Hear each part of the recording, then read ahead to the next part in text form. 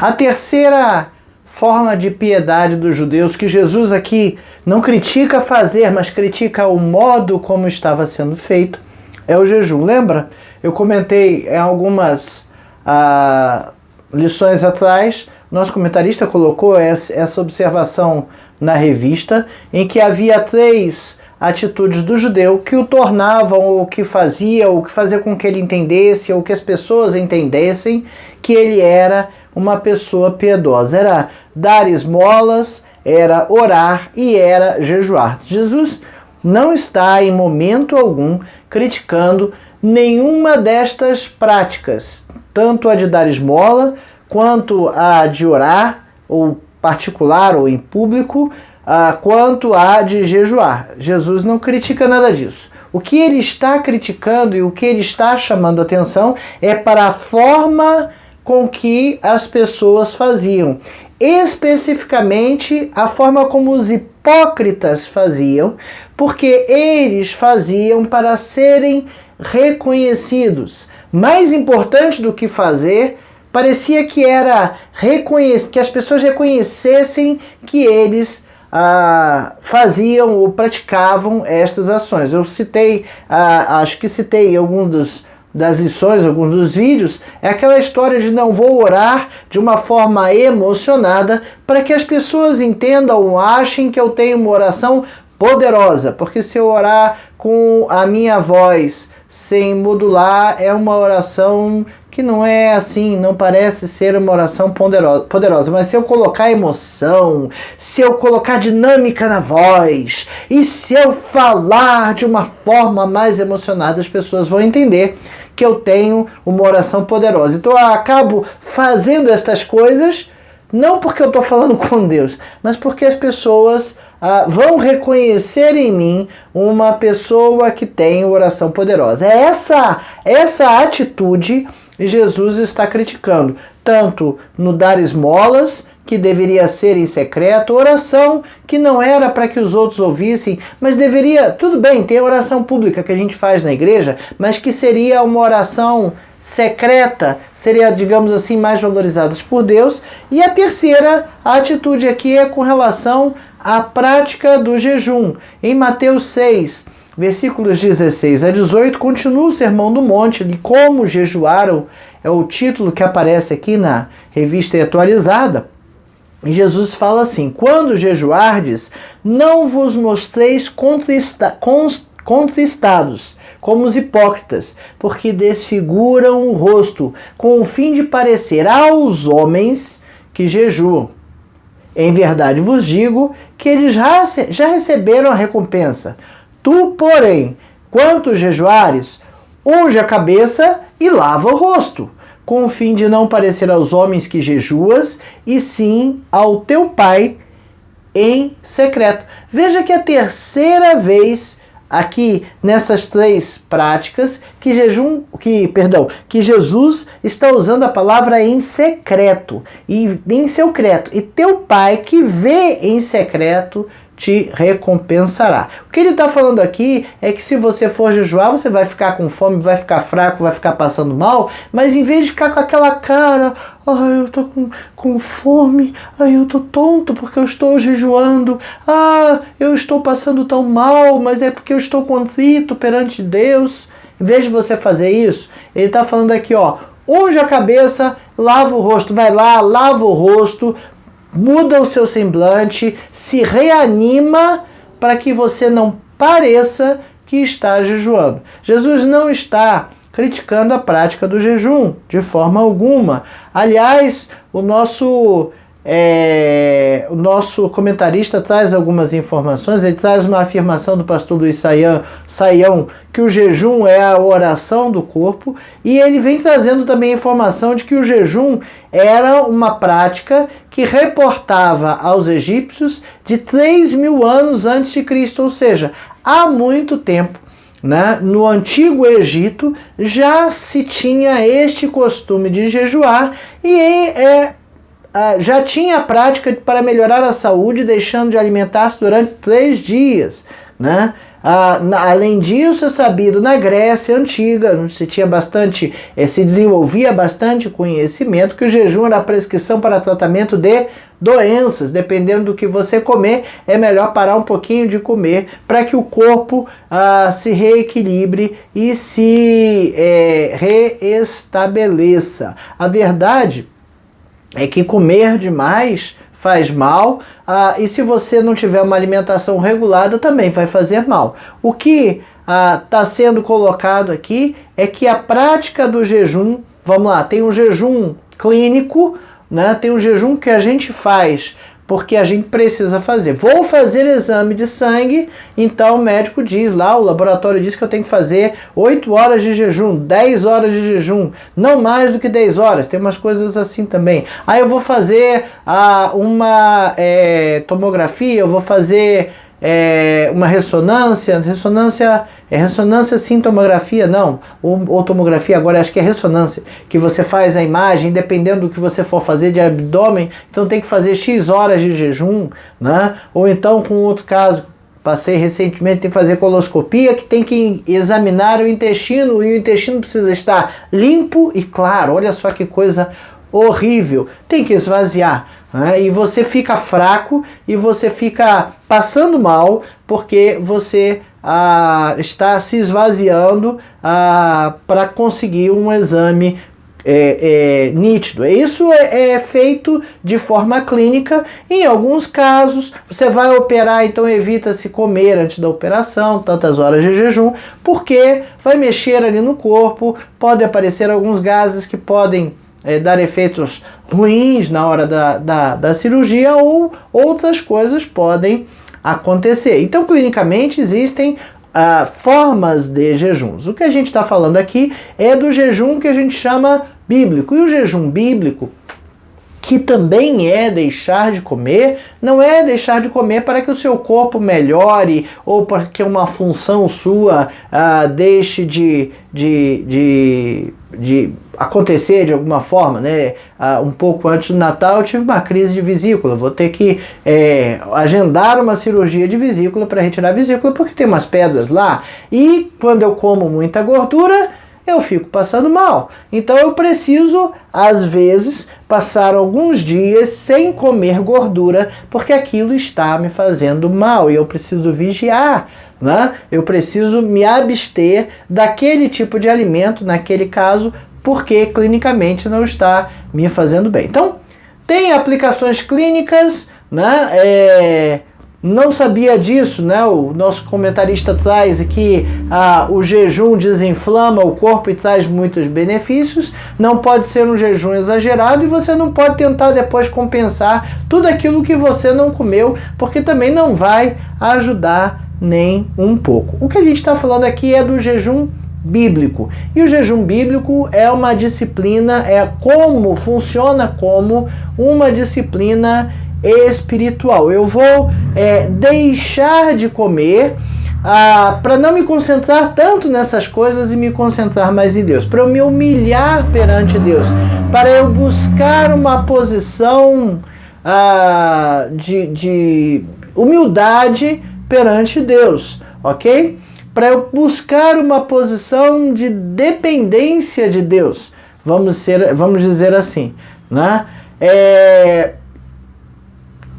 Jesus não está criticando, dizendo que podia fazer, nem que não podia fazer, ok? Mas ele critica, e eu estou repetindo isso várias vezes porque é importante você entender. O que ele está criticando é a prática de algo que estava prescrito, algo que é bom, algo que de fato está escrito na Bíblia, no Velho Testamento, que os cidadãos do reino deveriam fazer, mas que as pessoas faziam como uma prática exibicionistas, né? Eu vou fazer o jejum e eu estou com aquela cara...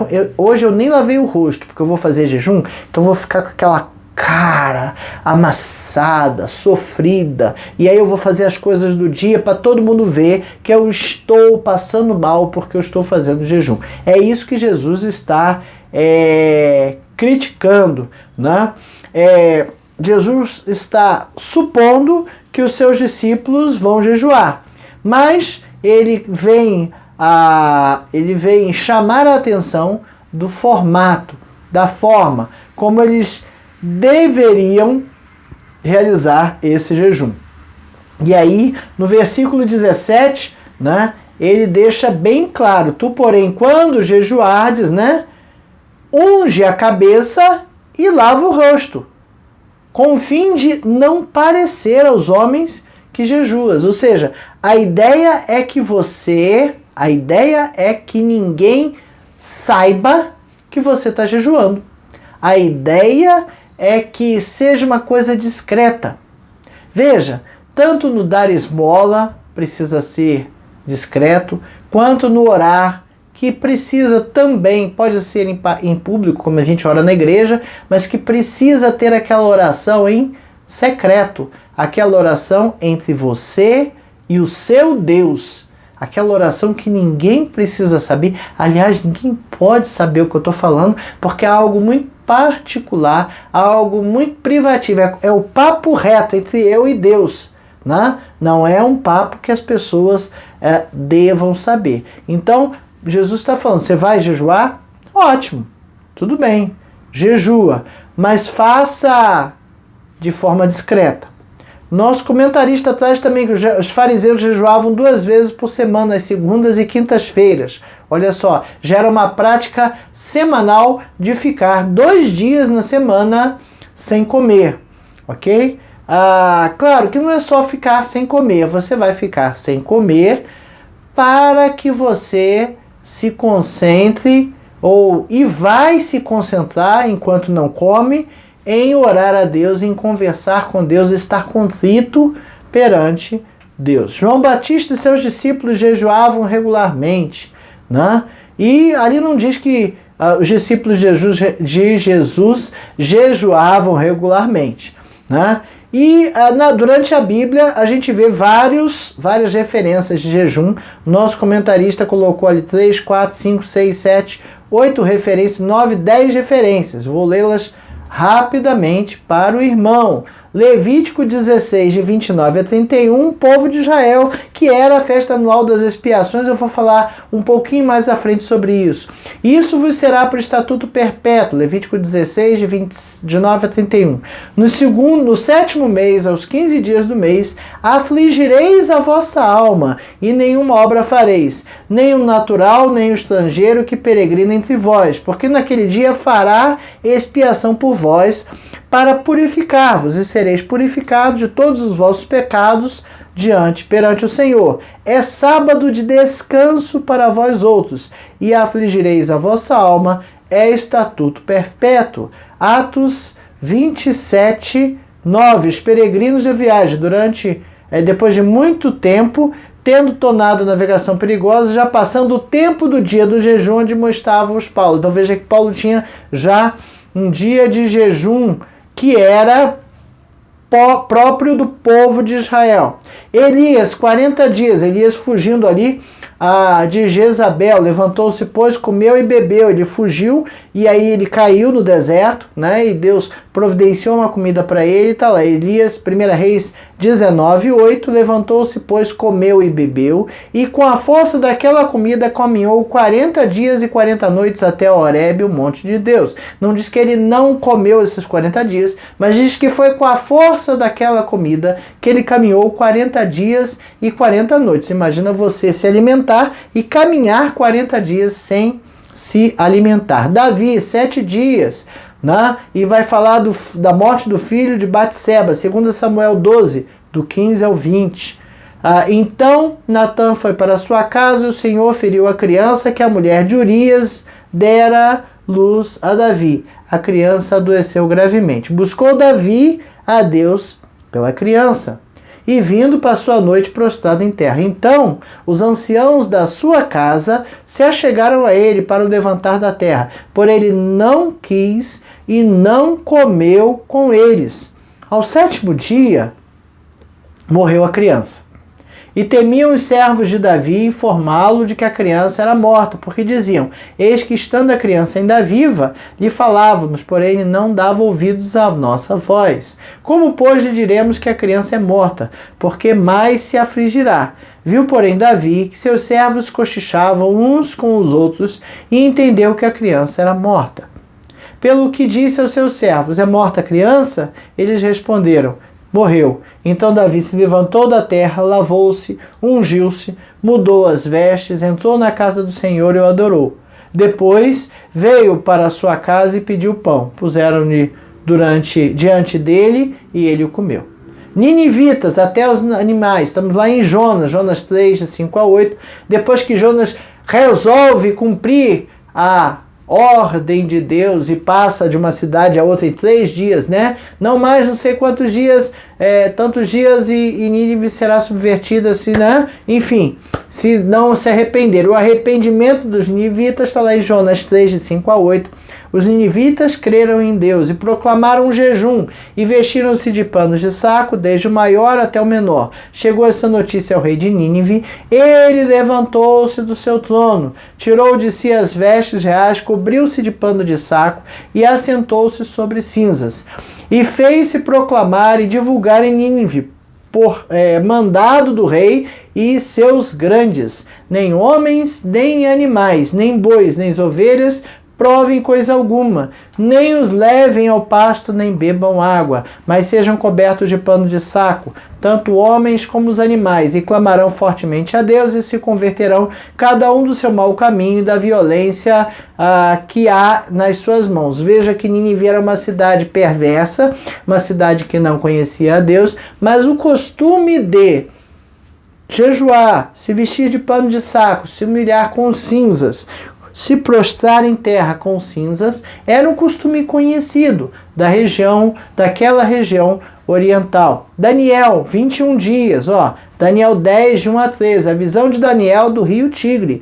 No 3º ano de Ciro, rei da Pérsia, foi revelada uma palavra a Daniel, cujo nome é Beltsazar. A palavra era verdadeira e envolvia grande conflito. Ele entendeu a palavra e teve a inteligência da visão. Naqueles dias eu, Daniel, pranteei durante 3 semanas. Manjar desejável não comi, nem carne, nem vinho entraram na minha boca, nem me ungi com óleo algum, até que passaram as 3 semanas inteiras. No dia 24 do 1º mês, estando eu à borda do grande rio Tigre, levantei os olhos e olhei, e eis um homem vestido de linho, cujos ombros estavam cingidos de ouro puro de Ufaz. O seu corpo era como um berilo, o seu rosto como um relâmpago, os seus olhos como tochas de fogo, os seus braços e os seus pés brilhavam como bronze polido, e a voz das suas palavras era com o estrondo de muita gente. Só eu, Daniel, tive aquela visão. Os homens que estavam comigo nada viram. Não obstante, caiu sobre eles grande temor, e fugiram e se esconderam. Fiquei, pois, eu só, e contemplei esta grande visão, e não restou força em mim. O meu rosto mudou de cor e se desfigurou, e não retive força alguma. Contudo, ouvi a voz de suas palavras, e ouvindo-a, caí sem sentidos, rosto em terra. Eis que uma certa mão me tocou, sacudiu-me e me pôs sobre os meus joelhos e as palmas das minhas mãos. Ele me disse: Daniel, homem muito amado, está atento à palavra que eu te vou dizer. Levanta-te sobre os pés, pois eis que te sou enviado. Ao falar ele comigo essa palavra, eu me pus em pé, tremendo. Então me disse: não temas, Daniel, porque desde o primeiro dia que aplicaste o coração a compreender e humilhar-te perante o teu Deus, foram ouvidas as tuas palavras, e por causa das tuas palavras é que eu vim. Veja o sentido do jejum que Daniel fez. Daniel não parou de comer porque parou de comer. Ele se aplicou a se humilhar perante Deus e buscar compreender o que era aquela visão. Havia um objetivo no jejum de Daniel. Ele estava focado em uma coisa.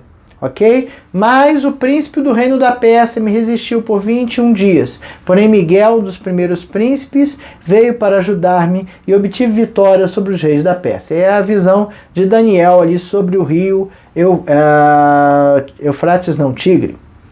Ok? Outro exemplo de jejum está lá em Esther. Esther 4, versículos 15 e 16. Esther sabe do intento do seu inimigo e vai entrar na presença do rei, mesmo que não lhe fosse permitido. Então, disse Esther 4, 15 e 16. Então disse Esther que respondessem a Mordecai: vai, ajunta todos os judeus que se acharem em Suzã e jejuai por mim. Não comais nem bebais por 3 dias, nem de noite nem de dia. Eu e as minhas servas também jejuaremos. Depois irei ter com o rei, ainda que é contra a lei, se perecer, pereci. Então veja que ela pregou um jejum de 3 dias. E eu tenho uma palavra a você: não comece de repente a fazer um jejum de 3 dias. Se você não está acostumado, não vai dar certo. Você pode desmaiar. Seu corpo precisa se acostumar a ficar com essa abstenção de alimento. Comece devagar, faça meio-dia, faça um dia, vai devagar, né? Para que seu corpo possa se acostumar a isso. Jesus, 40 dias, está lá em Mateus 42, ou Lucas 4, 2, a tentação de Jesus. Jesus, cheio do Espírito Santo, logo depois de que havia sido batizado por João Batista, voltou do Jordão e foi guiado pelo mesmo Espírito no deserto, durante 40 dias, sendo tentado pelo diabo. Nada comeu naqueles dias, ao fim dos quais teve fome. O apóstolo Paulo, Atos 9:9, esteve 3 dias sem comer, sem ver, durante os quais nada comeu nem bebeu, quando ele teve a visão de Jesus. 2 Coríntios 11:27, em trabalhos e fadigas, em vigílias muitas também, em fome, em sede, em jejuns, muitas vezes em frio e nudez. Paulo está falando das coisas que ele fazia e ele está dizendo aqui que jejuava. A igreja primitiva, Atos 13, de 1 a 3. Barnabé e Saulo, a primeira viagem missionária. Havia na igreja de Antioquia profetas e mestres. Olha só que elenco, que elenco selecionado. Barnabé, Simeão por sobrenome Níger, Lúcio de Cirene, Manaém, Colasso de Herodes, o tetrarca, e Saulo. E servindo eles ao Senhor e jejuando, disse o Espírito Santo: separai-me agora Barnabé e Saulo para a obra a que os tenho chamado. Então, jejuando e orando, e impondo sobre ele as mãos, os despediram. Então veja que tem uma série de exemplos de jejum acontecendo na Bíblia. O nosso comentarista não trouxe aqui o exemplo que Jesus estava expulsando, os discípulos de Jesus tentaram expulsar um demônio que não conseguiram, e quando Jesus os expulsou, os discípulos perguntaram por que nós não conseguimos, e ele falou que essa casta só se consegue expulsar com bastante jejum e oração, né? Ele não citou aqui, mas é bem interessante a gente perceber a prática do jejum presente na Bíblia. Então devemos fazer, não devemos fazer, devemos fazer. Ok? Bom, essa é a lição de número 8 da revista Palavra e Vida, edição número 80. A revista Palavra e Vida é editada pela Convenção Batista Fluminense, está disponível no site batistasfluminense.org.br. Você pode acessar lá, tem lá Palavra e Vida, se não me engano, batistasfluminense.org.br, e você pode baixar a versão dela em PDF de forma gratuita, totalmente aberta, pode acompanhar aqui conosco. Essa revista tem por tema o Reino e o Monte, a cidadania do Reino e o Sermão do Monte. Ok? Está baseado no Sermão do Monte e foi escrita pelo pastor Luciano Cozendei. Lição de número 8, o jejum como disciplina cristã, lá em Mateus 6, do 16 ao 18. Nossa introdução foi bem grande, porque teve uma série de textos, mas são proveitosos para a gente ver as situações em que estas coisas aconteceu. Bom, definição de jejum é a abstenção de comida e bebida como exercício religioso, né? E essa abstenção pode ser total ou parcial, de um dia, ou de algumas horas, ou de vários dias, mas tem que ter um costume de se fazer isso, ok? De uma forma talvez um pouco mais contextualizada, a gente em alguns momentos precisa fazer alguns jejuns que não são necessariamente ter comida. Algumas coisas têm nos distraído demais da presença de Deus. Algumas coisas têm tirado horários, têm tomado horas da nossa vida. E a gente precisa que essas coisas às vezes sejam dominadas, né? Eu lembro que havia uma época que eu era viciado em Coca-Cola, né? E tomava quase 1 litro por dia. E quando eu não tomava, eu me sentia muito mal, né? E aí naquela época eu resolvi fazer um jejum de 1 semana de Coca-Cola, não beber Coca-Cola por 1 semana. E acreditem, lá pelo 5º dia eu já estava tendo crises de hipoglicemia. Eu ficava tonto e frio porque faltava glicose no meu sangue. Então, às vezes a gente precisa dominar algumas coisas do nosso corpo, ok? E nos privar de certas coisas, porque estas coisas estão nos tirando da presença de Deus. Precisamos entender que o jejum é sim a abstenção de alimento, mas é com um objetivo específico de estar na presença de Deus. Ele fala aqui, né? Embora originalmente implicasse na completa privação de alimentos, o jejum pode ser interpretado de maneira flexível, permitindo a abstenção parcial de diferentes durações. Nas Escrituras, o jejum era frequentemente associado à renúncia e à autodisciplina, ou seja, não importa o que eu preciso, porque eu preciso me alimentar de Deus. Não importa eu comer, não importa eu tomar banho. Veja ali Davi, na passagem que comentamos, Davi prostrado em terra, ele não comeu, ele não bebeu, provavelmente não saiu dali, não tomou banho, não fez nada, porque ele estava prostrado da presença de Deus, pedindo pelo filho de Betseba, que acabou por morrer, mas ele se derramou perante Deus, se humilhou perante Deus. Então veja que o jejum tem este sentido de renunciar o que eu teoricamente preciso fazer para que eu esteja na presença de Deus, né? Jejuar, humilhar-se diante de Deus. Salmo 35, 13. Salmo 35, 13. Quanto a mim, porém, estando eles enfermos, as minhas vestes eram de pano de saco, eu afligia a minha alma com jejum e em oração me reclinava sobre o peito. Veja a figura, já apareceu em outros textos, afligir a alma com jejum, né? Eu vou me imputar não comer, eu vou me forçar não comer, e isso vai me afligir. Isaías 58, de 3 a 7, dizendo: por que jejuamos nós e tu não atentas para isto? Por que afligimos a nossa alma e tu não levas em conta? Eis que no dia em que jejuais, cuidai dos vossos próprios interesses, e exigis que se faça todo o vosso trabalho. Eis que jejuais para contendas e rixas, e para ferirdes com punho iníquo. Jejuando assim como hoje, não se fará ouvir a vossa voz no alto. Seria este o jejum que escolhi, que o homem um dia aflija a sua alma, incline a sua cabeça como o junco e estenda debaixo de si pano de saco e cinza? Chamarias tu a isso de jejum e dia aceitável do Senhor?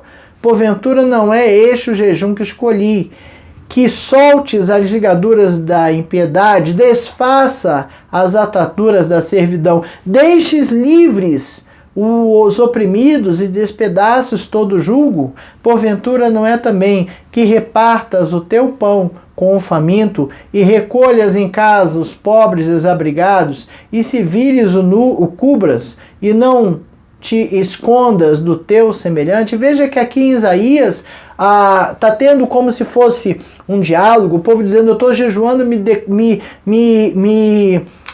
humilhando da presença de Deus, e o Senhor não vê isso, o Senhor não levas isso em conta. E Isaías está dizendo que o povo está fazendo desta forma errada, como Jesus está dizendo, da boca para fora. O povo está fazendo, mas está preocupado com as coisas do vosso trabalho. Veja, para eu tirar um dia de jejum, eu preciso saber que a minha vida vai parar um pouquinho aquele dia. Eu posso fazer isso? Eu tenho o direito de fazer isso? Às vezes não, tá? Às vezes não. Se eu sou um médico, eu tenho uma operação marcada e eu preciso estar bem para operar, eu não posso jejuar. Eu não posso jejuar, porque vai atrapalhar aquele meu compromisso com a pessoa. Veja, eu tenho que jejuar, eu vou ficar fraco, eu vou me sentir mal e eu preciso saber que isso não pode afetar algumas coisas. Agora, porque eu tenho que atender alguém, eu não posso jejuar, mas aqui ele está falando, vocês fazem jejum, mas cuidar dos vossos próprios endereços, exigis que se faça todo o vosso trabalho. O trabalho que você tem que fazer, você exige que alguém faça para que você jejue, e aqui ele está falando de trabalho como fonte de renda. Então, cuidado, aqui o que ele está dizendo é que jejuar, mas obrigar alguém a fazer alguma coisa para que você não tenha prejuízo porque você está jejuando, você está preocupado mais com o seu dinheiro, com o seu recurso, com o seu lucro, do que com o jejum em si. Entendeu? Então Deus quer um jejum, sim, mas um jejum que seja de coração. Sentimento não for correto, a prática é vazia, é hipócrita e sem propósito. Fazer jejum para ficar com cara feia, cara desfigurada e ganhar aplauso dos homens não tem nenhum objetivo. É exatamente isso que Jesus mostrou lá em Mateus, nos versículos que lemos do 16 ao 18, né? Não é para você ficar com o rosto desfigurado e todos saberem que você está jejuando. Segundo tópico da nossa lição, falou o objetivo de Jesus. Veja, Jesus está partindo do pressuposto que os seus discípulos faziam jejuns. Bom, se estava na lei e o judeu era zeloso da lei, então os discípulos iam fazer pelo menos o dia da purificação, que a gente vai falar um pouquinho mais para frente, ou ia fazer alguns jejuns ali, fora aqueles. Então já era um costume do povo e costume daquele tempo. Então Jesus parte do pressuposto que estas pessoas, os seus discípulos, atendem à lei. E atendem à lei e fazem alguns jejuns. Então ele está instruindo como fazer. Ele não está dizendo que é bom, que é ruim, que deve ou que não deve fazer, mas ele está dizendo que se fizer, é para fazer de uma forma correta. E qual é a forma correta? A forma correta é aquela que você faz voltado para Deus, olhando para Deus. Você e Deus. E não importa aos outros o que você vai fazer. Né? Jejum era por arrependimento, era por contrição, é para olhar, é para um amor solidário, é para autodisciplina. Você pode fazer o jejum por vários motivos, né? Creio que eu esteja precisando fazer uns aí para receber de Deus algumas respostas de coisas que eu tenho perguntado e não tenho ouvido. Talvez eu não esteja ouvindo porque eu estou fazendo muito barulho. A gente tem que ficar calado para ouvir. E às vezes a gente fala demais e ouve pouco, né? Mas enfim, uma fundamentação básica para a vida cristã. Se você vai jejuar, jejue em secreto e jejue para que esteja em contrição perante Deus e consiga ouvir a voz de Deus. Jesus reconhece que o jejum desempenha um papel significativo na vida do cristão. O objetivo do cristão, do jejum, não é a autopromoção. Eu jejuo 3 dias por mês, eu fico uma semana sem comer, e nessa semana que eu fico sem comer, eu oro ao Senhor de forma compenetrada. Ninguém precisa saber. Ninguém precisa saber. Se você faz, ótimo. Se faz, faça em secreto. Faça que ninguém saiba. Não é o que eu faço, o reconhecimento do que eu faço que as pessoas vão ter. Veja, as pessoas estavam no Velho Testamento, estavam no tempo da lei, muito preocupadas com a sua reputação. Veja, se você não vai à igreja, ou se você não aparece na relação dos dizimistas, ou pelo menos não vai à frente fazer uma oferta, as pessoas ficam, não, olha, mas o fulano nem vem à igreja. Ó, fulano, nunca vi fulano orar. O que o fulano faz na igreja? Não faz nada. Aí, nem oferta ele dá. Ele está aí na lista do dizimista. Antigamente, as igrejas tinham uns quadros com os nomes do dizimista, dizendo quais meses ele contribuiu, né? Ou às vezes, em alguns casos, até quanto era. Naquilo ali virava um antro de fofoca, ali, uma fonte de fofoca terrível. É uma informação sigilosa e que precisa ser tratado com muita discrição pela igreja. Se alguém é dizimista, se não é, tudo bem, o tesoureiro, o pastor, alguns ali precisam saber, até mesmo porque se você não é dizimista, não tem muito porquê tentar dizer o que a igreja tem que fazer ou deixar de fazer. Você não tem que participar ativamente da vida da igreja porque você não concorda em sustentá-la, né? Então administrar dinheiro dos outros também não, né? Mas esse assunto de lado, o objetivo é que a coisa seja feita em secreto, né? Não em reputação. É humildade diante de Deus, não humildade diante dos homens. Os propósitos, né, desse jejum precisam ser atingidos em secreto. Se você vai jejuar, para todo mundo saber que você vai jejuar, e dizer, fulano jejua, olha que legal, ele é tão crente, ele é tão poderoso. Não, aí tá completamente errado, né? Orar é buscar a Deus. Nos 3 tópicos que ele falou, de oração, de oferta e de jejum, orar é buscar a Deus, é falar com Deus, não é para os outros saberem. E ele estava criticando ali as vãs repetições dos pagãos, que ficavam repetindo frases como mantras para todo mundo ver que ele está repetindo várias vezes, ou os escribas, os hipócritas, que iam para os cantos da sinagoga e oravam em voz alta, não é no momento de culto, mas oravam assim, chegavam lá, entravam e oravam para todo mundo ouvir. Não é isso. Orar não é falar para os outros ouvirem. Orar é falar com Deus. Claro que tem oração pública, mas o orar é buscar a Deus, é falar com Deus, é buscar intimidade com Deus. O dar, a ofertar, é servir aos outros, servir a quem está precisando. Não é servir a quem está precisando para que todo mundo veja que eu faço isso. Não, é em particular. E jejuar é uma prática de autodisciplina ou de disciplina pessoal, em que você vai tirar o foco de uma coisa para outra coisa, né? E o que Jesus está falando nas 3 práticas o que ele está combatendo é a hipocrisia, é a necessidade de exibição pessoal para que se forme uma reputação a respeito da pessoa e que todo mundo reconheça como grande, eloquente, poderoso em palavras, poderoso em oração, que tem uma vida santa, uma vida digna, enfim. Não importa aos outros, a minha vida espiritual é minha com Deus.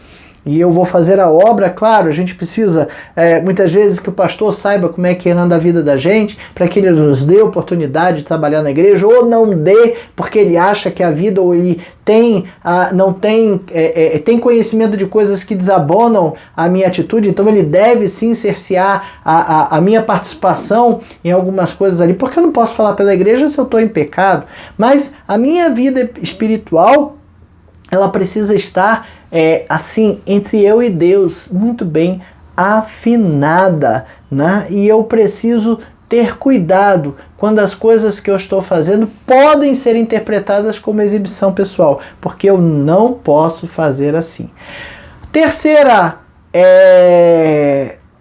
tópico da nossa lição fala o caminho apontado por Jesus, e ele aponta aqui os versículos 6 e 7 de Isaías 58, que eu já li aos senhores, para os senhores. Porventura não é este o jejum que escolhi, que solte as ligaduras da impiedade, desfaça as ataturas da servidão, deixes livres os oprimidos e despedaces todo o jugo? Porventura não é também que reparta o teu pão com o faminto, recolhas em casa os pobres desabrigados, e se vires o nu, o cubras, e não te escondas o teu semblante? O jejum aqui que Jesus quer expressar é aquele jejum que era praticado.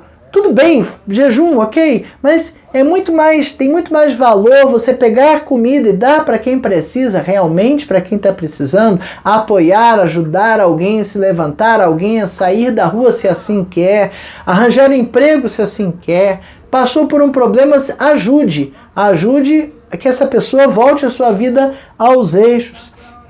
Então, Jesus está aqui. Isaías estava lá atrás e Jesus está abonando, está reafirmando de certa forma isso, que o jejum é uma prática pessoal. Em Levítico 23, a gente tem lá o dia da purificação, o dia da expiação. Levítico 23, do 26 ao 35, disse mais o Senhor a Moisés, está falando ali nesse capítulo das festas. Mas aos 10 dias do mês sétimo, será o dia da expiação. Tereis santa convocação e afligireis a vossa alma. Trareis oferta queimada ao Senhor.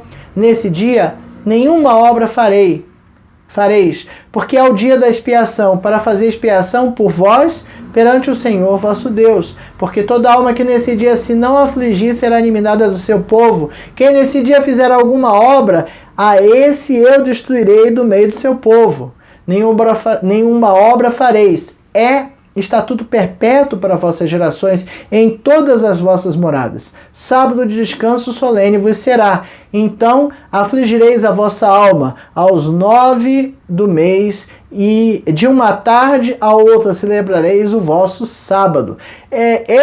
Esse dia da purificação, o dia da expiação que está ali em Levítico, ainda é praticado pelos judeus, e talvez você já tenha ouvido a expressão o dia do Yom Kippur, que é o dia da purificação. A internet nos informa aqui que tem 5 coisas que não poderiam ser feitas nesse dia. Não podia comer, antes um pouco do pôr do sol, ainda na véspera, até o dia nascer, na véspera do dia, até o nascer das estrelas do dia do Yom Kippur. Ou seja, era de 6 da tarde a 6 da tarde de um dia até outro. Usar calçados de couro, relacionamento conjugal não podia ter, passar cremes desodorantes no corpo ou banhar-se por prazer, aquele banho gostoso. Não, era o dia da purificação, essas coisas não poderiam ser feitas. Eu lembro que eu tinha um colega ainda no ensino médio que era judeu, e ele contava que tinha um dia desse, que esse dia do Yom Kippur era uma festa,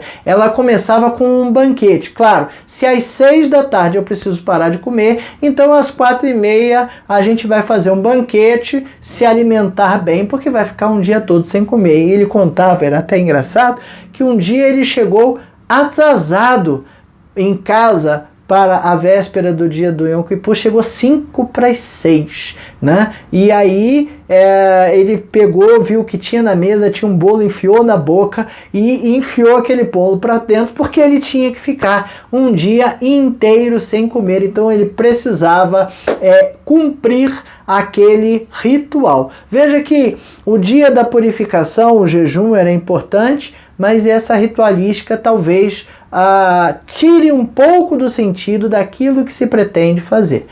Aquela história, não, vou fazer uma operação amanhã, o médico mandou ficar 12 horas de jejum. Como vai ser às 8 da manhã, então 8 horas da noite eu tenho que parar de comer. Às 7 eu vou bater um prato de feijoada, que é para poder aguentar essas 12 horas. Não, também aí não, Mas veja que havia a festa e havia o processo. E a ideia não era ficar só sem comer. A ideia era um dia para ficar contrito perante Deus. Não havia, em alguns momentos, quando havia escassez de chuva, ou o povo precisava ter um quebrantamento diante do Senhor, um jejum era conclamado, ok? Jesus está resistindo ao dia do Yom Kippur, está resistindo a fazer jejum? Não, de forma alguma. O que Jesus estava dizendo é o que era para ser um exercício de contrição, um exercício de autodisciplina, um exercício de estar contrito perante Deus e se derramar perante Deus, se deteriorou e passou a se transformar numa oportunidade de uma ostentação pomposa de uma falsa religião. O que era para ser humildade, né, ficava parecendo uma autossuficiência moral, né? E não é esse o objetivo. Então Jesus não condena o jejum, né, que já era uma prática social da época, já era uma prática cultural da época. Ele não condena isso, mas o que ele está dizendo é que se vai fazer, faça da forma correta, faça de uma forma que seja disciplinada. 2 Timóteo 2,5, Paulo está falando sobre disciplina. Igualmente, o atleta não é coroado se não jogar segundo as normas. É disciplina. Você está jogando segundo as normas. E 1 Coríntios 9, do 24 a 27, o nosso comentarista, a impressão da revista Errou, botou 2 Coríntios, é a primeira. Ele está falando, não sabeis vós que o que corre nos estádios, todos na verdade correm, mas só um leva o prêmio? Correi de tal maneira que o alcanceis. Todo atleta em tudo se domina, autodisciplina. Aqueles para alcançar uma coroa corruptível, nós, porém, a incorruptível. Assim corro também eu, não sem meta. Assim luto, não como desferindo golpes no ar, mas esmurro o meu corpo e o reduzo à escravidão, para que, tendo pregado a outros, não venha eu mesmo a ser desqualificado. O Paulo está dizendo aqui de autodisciplina, a disciplina que se precisa ter contra as coisas que nós fazemos e sabemos que está errado, né? E ao controle, autocontrole, disciplina. E é isso que a gente precisa entender. O jejum é um exercício de autodisciplina, ok? Mas você precisa não só ficar sem comer, mas como orar também. É para orar, né? É para falar com Deus, é para estar contrito com Deus. Mateus 6, de 16 a 18, já partindo para a conclusão, Jesus nos ensina que o jejum não é uma prática teatral com um papel a ser interpretado.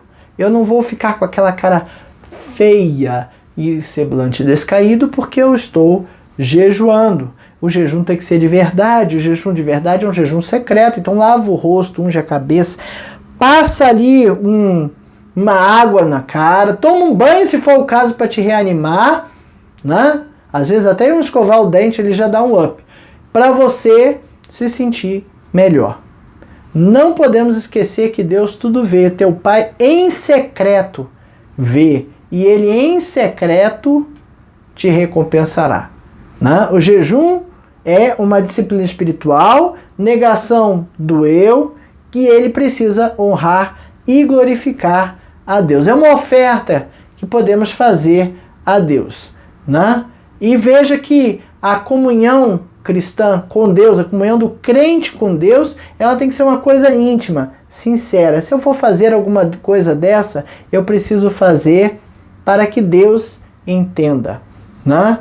E aí a gente precisa ter objetivo e saber direitinho porque nós estamos fazendo aí. Para pensar em agir, né? Vida prática e verdadeira aos olhos de Deus. Será que eu tenho vivido uma vida prática e verdadeira nos olhos de Deus? Né? Será que Deus consegue perceber as reais intenções? Não, Deus consegue perceber. Será que nós conseguimos perceber as reais intenções do nosso coração quando a gente executa uma dessas coisas? Por exemplo, será que eu costumo praticar essa disciplina espiritual de saber que eu vou além do jejum, né? Eu fazer as coisas e saber que eu estou fazendo as coisas para Deus, que eu não quero elogio, que eu não vou reclamar e não vou sentir falta se eu não for elogiado, porque não é esse o objetivo, não é para isso que eu vou fazer e não é isso que eu quero. Eu preciso ter essa noção. Será que eu tenho tido essa noção? Né? Quando percebemos o jejum como uma disciplina, né? Será que você deveria praticar mais? Será que eu deveria praticar mais? Eu vou confessar aos irmãos que eu não tenho essa prática do jejum. Talvez eu tenha algum distúrbio alimentar. São poucas vezes que eu como e como por prazer.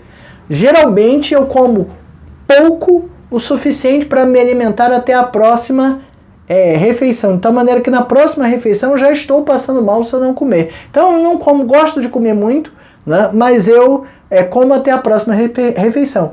Nos últimos tempos eu tenho percebido que algumas comidas me agradam mais, elas me enchem mais os olhos. Eventualmente, essa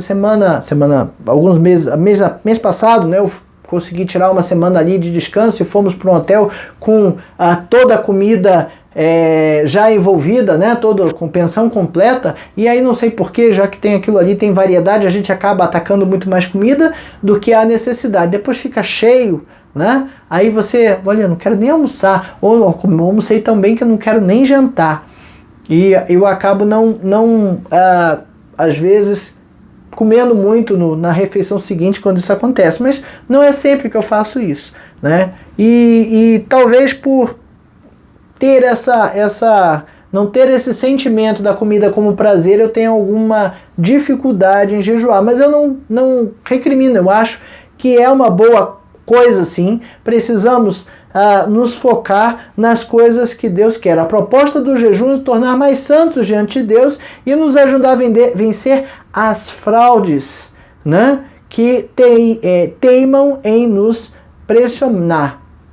Talvez eu não faça o jejum desse jeito, mas de vez em quando eu faço o jejum de algumas coisas que me atrapalham a comunhão com Deus. Que Deus nos ajude a identificar estas coisas que nos atrapalham a ter comunhão com Ele. Que Deus nos ajude a praticar aquilo que a vida cristã prescreve, mas praticar com sinceridade de coração. E que nós consigamos não fazer para que os outros vejam, não fazer para que sejamos reconhecidos com poder, com a oração poderosa ou vida santa diante de Deus, mas que diante de Deus, de fato, nós tenhamos uma vida consagrada a Ele, a nossa intimidade com Deus vá crescendo cada vez mais. Amém?